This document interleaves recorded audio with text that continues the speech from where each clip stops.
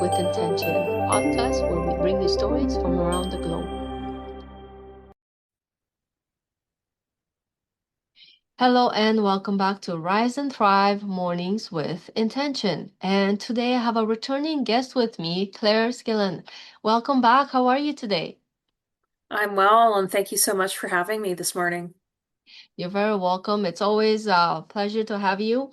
And we'll jump right into it. Please tell us a Sure, little bit about yourself and where you're from, and then we'll jump into all the questions I have for you today. that sounds great. Thank you. And I live in a lovely oceanside city called Victoria. I'm sure many of your listeners are familiar with Victoria, and if you aren't, then I encourage you to look it up and come and pay us a visit because if you're an ocean woman like I am, then it'll certainly bring a lot of joy in the visiting of it. I work in a number of different spaces at the moment. I would say I wear a few hats. One is a registered clinical counselor and trauma therapist, EMDR trained. I'm also a management consultant and a passionate hobby photographer and snorkeler slash freediver. Wow, that's amazing. And love everything you're doing. And I've seen some amazing photos. So check out her page, and there's so much to see. So, your new book is coming soon. As you're already Mhm. international best-selling author, so congratulations on that. And Thank soon, you. so the book is called Inspired Metamorphosis. It centers around women who use tipping points as catalysts for change. What inspired you to personally become part of this project, and what does metamorphosis mean to you? It's a long Great question. I know. question. Yeah, that's all right. It's a great question. I think, like many of us in midlife, and everybody's journey with wisdom is different. I would say that wisdom and knowledge kind of shows up and integrates when it feels like you're ready for it. And so I describe midlife that way. I think when I was younger, there were some pieces of wisdom and ways of living that were kind of in the wings, and the younger version of me wasn't quite ready to entertain them at that point. Whereas I find midlife is gently puts her hands on your shoulders and things start to truly integrate. So this book offered me an opportunity to reflect on some of the things that have, over time sunk in and how it's changed how I view the world now. Wow. That's amazing. So have you talked to the women that are in this book? Have you talked with them, connected with them? Like, and if so, was there a common threads you noticed in how transformation begins? Yeah, I think it often begins with an experience and sometimes unexpected. And the notion that when we navigate a new experience, planned or otherwise, we can begin with an idea of how it might shape us, and yet be surprised by what the end lesson ends up being, or where the growth actually happens.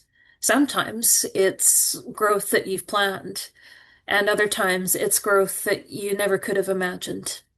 Mm-hmm. Definitely.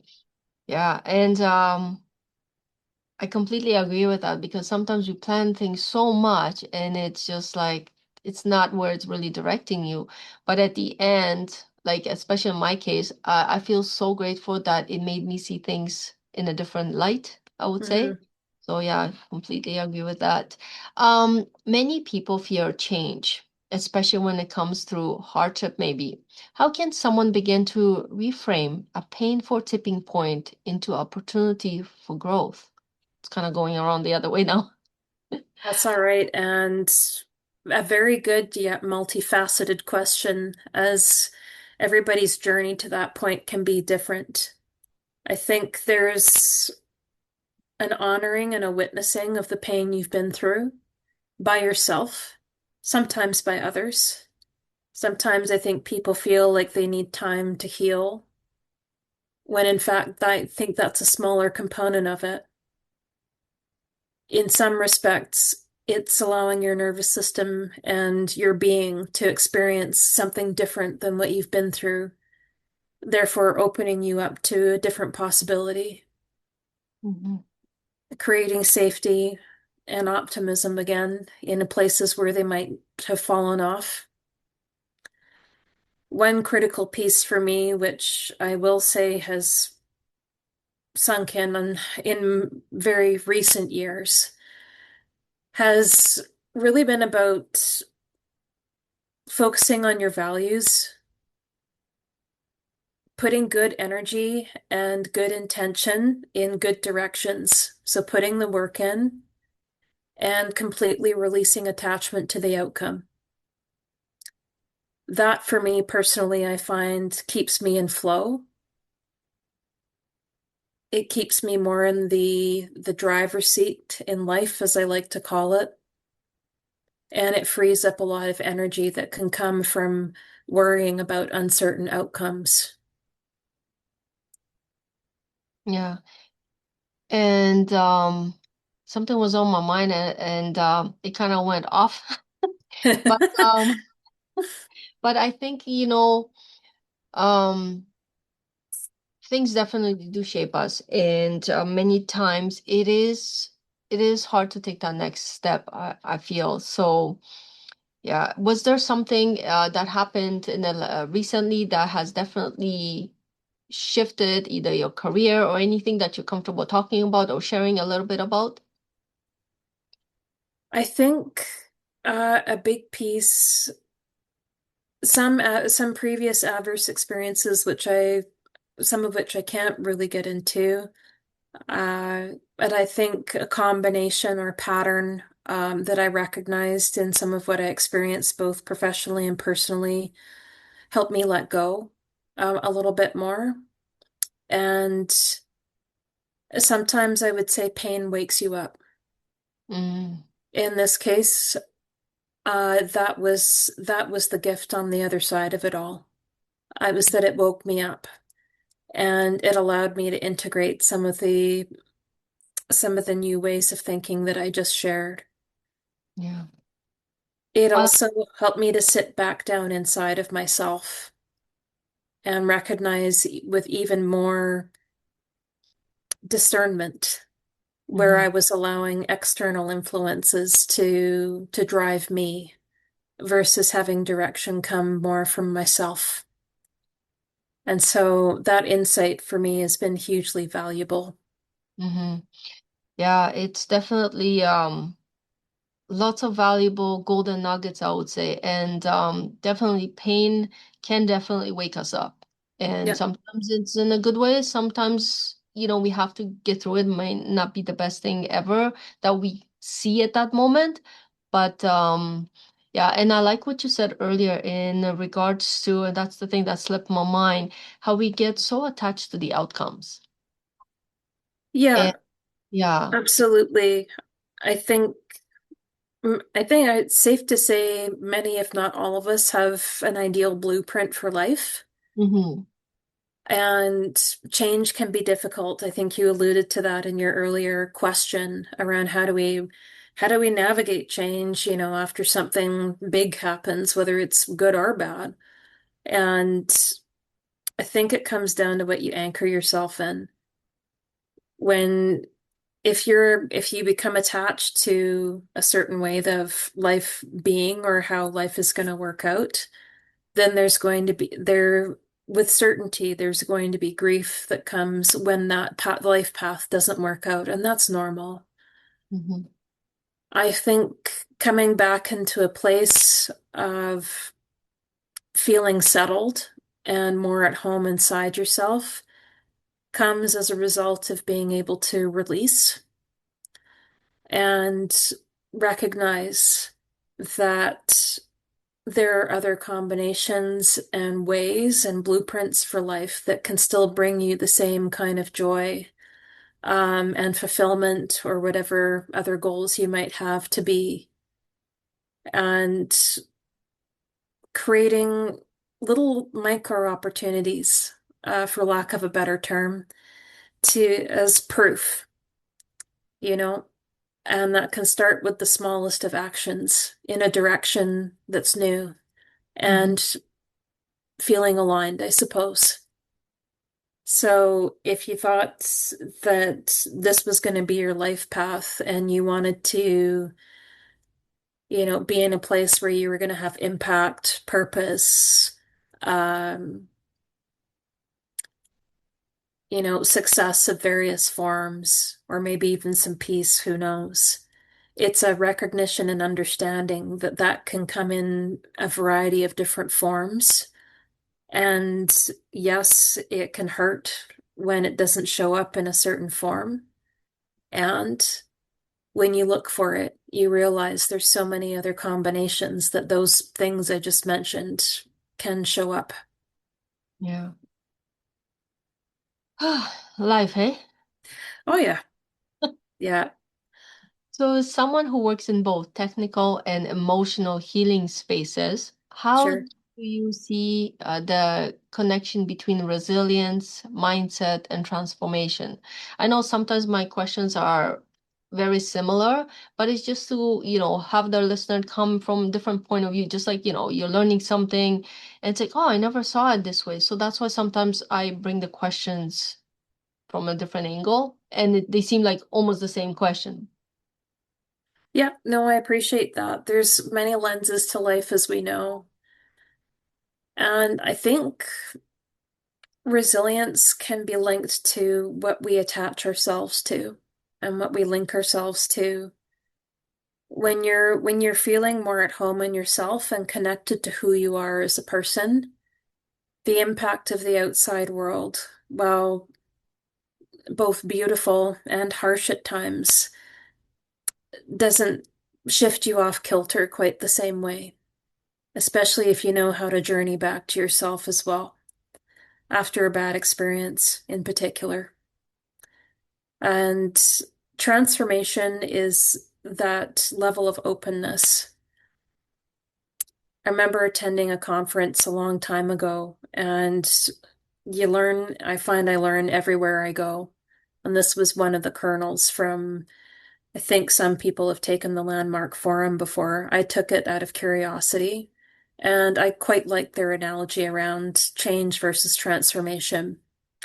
Change, as an example, is I can take a flower pot, empty the soil, and, put pens in it. Great, I've changed it, right? So it's no longer a flower pot, now it's a pen holder. Hmm. Transformation is starting from a place of nothing, where everything is possible. So on the transformation sheet, the flower pot doesn't even exist. And you start with a fresh concept that's not limited by preconceived notion. Wow, I love that. That is so deep.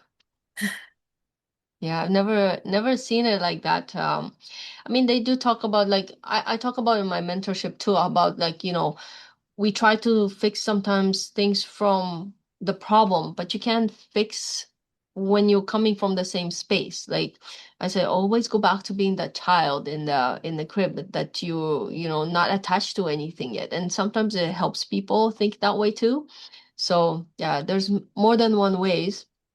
And I love the way you describe that. So many women and men, of course, too, do Sure. feel stuck between who they were and who they are becoming. What advice would you give to someone currently maybe standing at those crossroads? Great and deep question. Thank you. I can tell you're an ocean woman too. Of course. My soul always longs to go there. Every chance I get, I go. I'm right there with you. Speaking of different depths, however, in response to your question, it's an interesting place when the person that you were is no longer and the person that you're becoming hasn't solidified yet. And that's where that old adage of putting the work in and completely detaching from the outcome becomes an essential practice because you stay open. I find connecting to what's most important to me in life and getting curious about that again is a critical place for anchoring when everything else feels like it's moving in, around, or beneath you. You feel like you're a little bit on shaky ground somehow. When you find those anchors, it's a beautiful tether to who you are and who you've always been, and yet a different version of it. So it's a rediscovery, and it doesn't need to be a scary thing. However, it can be anchored in some of the things that matter most. So rather than focusing on identity, I'm a this, I work in this industry, it can be more, I'm someone that values curiosity. Mm. I'm someone that values impact and purpose, or joy, humor, growth, or any of those things, because understanding what aspects of life you find most important, I find even if years pass, a lot of the players remain somewhat similar. Life experience changes the priority. So it's getting present to how things have shifted in that way so that you know where you're living from and where you're leading from. Hmm. Wow. It kind of reminds me of the person I was before I had my daughter versus the person I am with her. Sure. Um, it's funny because I always consider myself a free bird, like in the sense that I've always went where I wanted, when I wanted, for the most part, except when maybe you're under the roof with the same parents. I mean, living with them. But once I, was 18, I kind of like wanted to spread my wings more. Hmm. And I just love doing the things I wanted to do. And I remember one time I was in Malta and I was there by myself, just on an exchange thing program, working for a couple hours a day. I mastered it from 4 to like 2 hours, so the rest of the day was free for me. And the feeling I loved when I used to go to the cliffs by Yeah.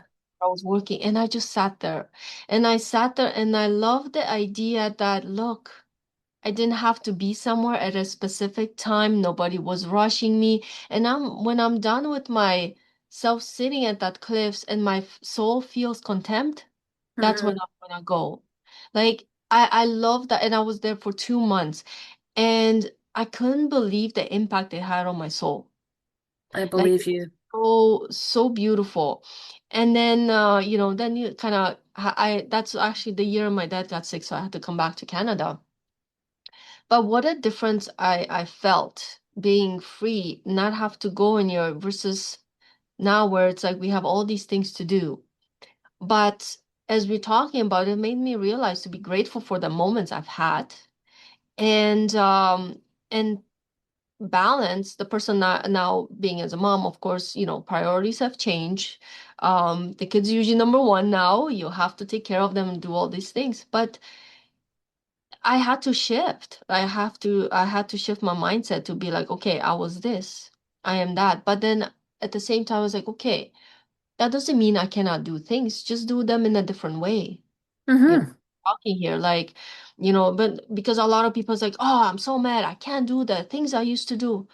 But look at it this way, you have opportunity to do so much more now in a different way. And the experiences, if you let them, will guide you in a different feeling, different transformation, whatever you wanna, go after. So I think it's so beautiful to be in awareness of all that and not shut it down when things something changes drastically, but see it as a new opportunity, challenge in some way, because it was a challenge when my dad got sick, in a different way. But then I was like, okay, how can I expand where I am now instead of going back and it's like, oh, I can't do what I wanted to do. So I think it's such a beautiful space to be able to look at and examine and, not feel right away like you're stuck. Absolutely. And Yes. something to build on what you were saying as well. And this I find is really important in order for people to move forward. And in counseling, this is, more specifically comes from dialectical behavioral therapy. However, technical stuff aside, this is just the nature of life, I find, and that's the ability to hold two simultaneous truths. I Mm, can grieve the person I was, I can grieve what I used to be able to do and can't now. And I can also simultaneously be curious about what's possible now. So I can both be grieving and sad and expansive at the same time. Yeah. And that takes a little bit of work to sit with sometimes, especially when, perhaps a change was larger or more significant for someone. But that tiny little openness or that being open to that possibility, even the smallest thing, are you open to the idea that you can feel A and feel B or be A and be B or any of the other letters of the alphabet all at the same time? Yeah. And that openness, I think, is also a form of resilience. Yeah. So you've dedicated a lot of time and work in supporting, people going through traumas, grief, anxiety, and so on, right? So how important do you think is community and connecting during a season of personal reinvention? Connection, as a general rule, is essential. I find, especially when we think of if someone has been through an adverse relational experience, for example, you actually need relationships to help you heal. If you're in a period of expansion, then getting curious and having conversations and connecting with different people who are likely or may shift your own worldview on things helps you find clarity on your own and helps you question some of the beliefs that maybe you were carrying from the previous version of yourself. That part is also important too. There's a really impactful book that I read called Lost Connections by Johann Hari, and it truly reframed how I saw not only depression as a condition, but also life. And when you look across life and the forms of disconnection that people can experience, it can help create a beautiful level of clarity around where you may want to bridge and build, and maybe where you may want to detach in ways and in areas that maybe you didn't previously have words for. Mhm. And one of the key aspects of that group around healing was community and connection with people. Wow. It's a great book, so we'll have to put that in the description. I recommend So it. yeah, the title Inspired Metamorphosis is powerful.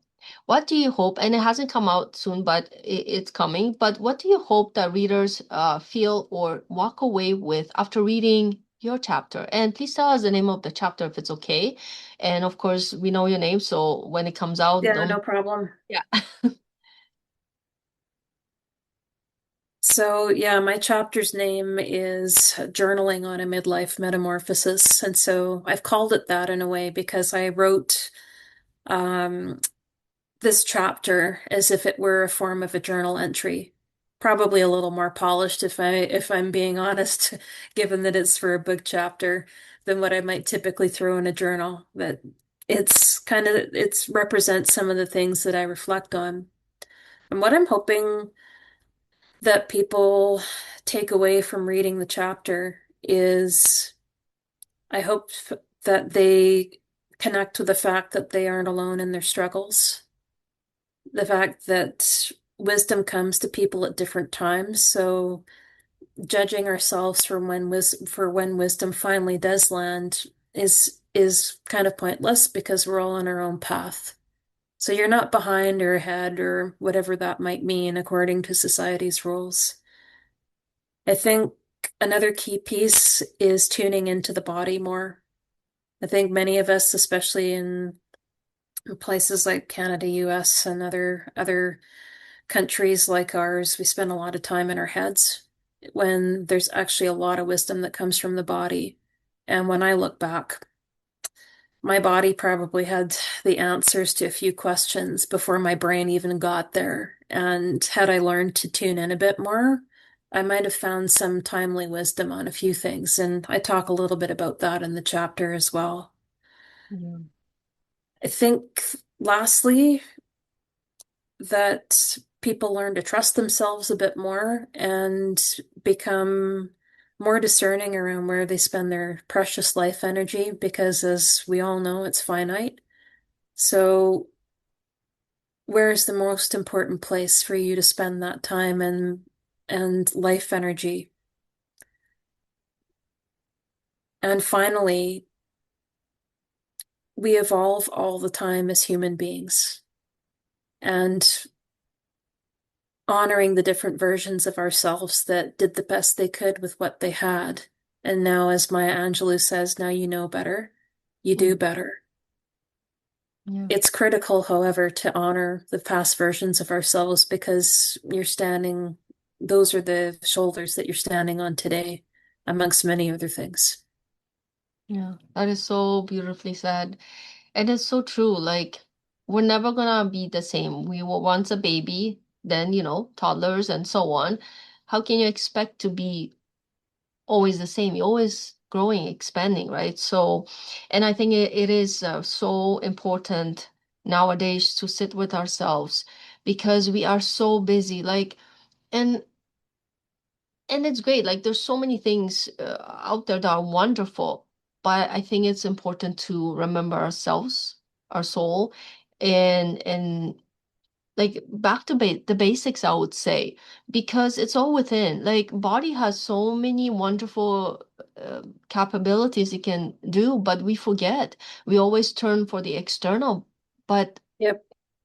there's so much we can do. But everywhere you go, it's music or loudness and TVs on all the time, phones. We're so distracted with all these things that I find hardly any one of us has time to sit still for more than 5 minutes Hmm. and really work on ourselves. I notice that everywhere. And I take a point now every day to sit down in silence. And I don't need music. The world didn't start with music. I don't need it with me. I mean, there's some people who love it. It does ground them. Nothing against that. It's just that I am a body, I'm a human, and I can just go back to nature, and that's all I need. And I feel it balances me so much faster than anything else out there.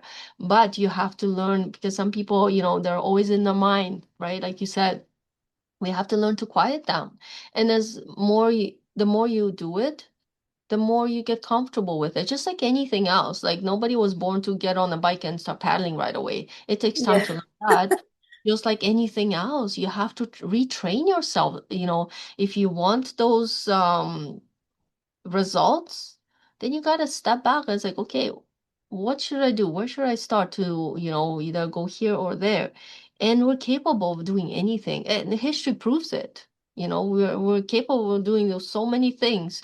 Sometimes it's just going back to the basics to realign, you know? 100%. And to echo a comment that you made, the world's pretty noisy, metaphorically and literally, Yeah. and it creates a noisy mind. And Yep. so through the noise is your own voice. Yeah. And reconnecting with your own voice, and in some cases, learning how to trust it again. And that's a journey for many of us, me included. Bit by bit, you start to build some of those reconnections in life that matter the most. Yeah. There's while I love snorkeling and freediving because I love nature, and B, I'm a generally curious person. The joy that I get from what it feels like flying underwater is amazing. And the other thing, it's actually pretty quiet under there. Mm-hmm. Yeah. The noise of the world kind of vanishes for the time that you're under the water. And aside from the exclamation of seeing like the neatest looking sea slug, because believe me, they're neat. Go look them up, please. The aspects of self that are have the space to come through. It's its own form of meditation. Yeah, exactly. Yeah, I think it's important whether you're a businessman or woman running a very high Sure. business or a person who's just works at, let's say, McDonald's. It doesn't Yep. matter where you work. No. It's good to take that time out for yourself, to rebalance. And that's why a lot of people, you'll have people who are poor, but they feel great, and vice versa. People who are rich, but they're also lacking something. And it's just a matter of reflecting on your life and okay, what area can I also make better, right? And that's my next question. Like, if there's one message you would want every woman or man listening, of course, today to remember when facing their own tipping point, what would that be? Has too many things I would want to share in that one. I think there's a couple of things that I think are important for staying grounded inside yourself. Because when it's stormy, metaphorically and literally outside of you, or even inside of you sometimes, it's important to have some of those core anchors. So, what matters most to you in life? And again, to echo a point that Brene Brown says, your worth is never up for discussion. When you can operate from a place where your worth is solid and unquestionable, as I say to my clients sometimes, your worth is solid and unquestionable, even by you. You operate from a place of feeling anchored and strong. And it creates a more solid foundation of where to live from and where to lead from in a way that you choose and that you want. Wow, that's beautiful. And one last question. uh, Sure. and I always ask this question, everyone. So the name of the podcast is Rise and Thrive Mornings with Intention. So how important do you think it's to set intentions in the morning? Maybe you have a different view on that. Let's hear it. I think it is important. I would say that I'm continually upping my game in terms of being consistent on doing so every single day. One thing I think is essential is taking that time out, as you say, to just be with yourself and to notice the smallest of things that bring you joy. And when you actually allow yourself to not only notice mentally, but to embody what you're experiencing, you start your day in a whole different way. And it has a ripple effect throughout. Yeah, definitely. Wow, so many golden nuggets today. It was a pleasure to have you on our podcast, and we could talk about a lot of these things for much longer, but that's it for today. So follow Claire on Facebook. Do you have any other channels you like people to Yep, follow? I'm on LinkedIn, and you can always follow me on Instagram as well. I think you've got my Instagram handle as well, so feel free to share that. You'll see a lot of my photographs there, a lot of the joys too. Yeah, and I love that photograph. Did you take that? I think I asked that last time. Oh, this one? Yeah, this is sunrise at Clover Point in Victoria, and yeah, talk about starting your day off right with a good intention and good space. What a blessing it was to witness this. Yeah. Well, thank you so much for being here with me today, and thank Thank you you for for having me. you're welcome. And it's always a pleasure, and all the best. And can't wait to see your book, your next book come out. So we'll be watching for that. And don't forget to subscribe to my channel, Claire's channel, so you don't miss anything. And always reach out to us. We are here for you to support you. If you have any questions, don't be shy. We don't bite.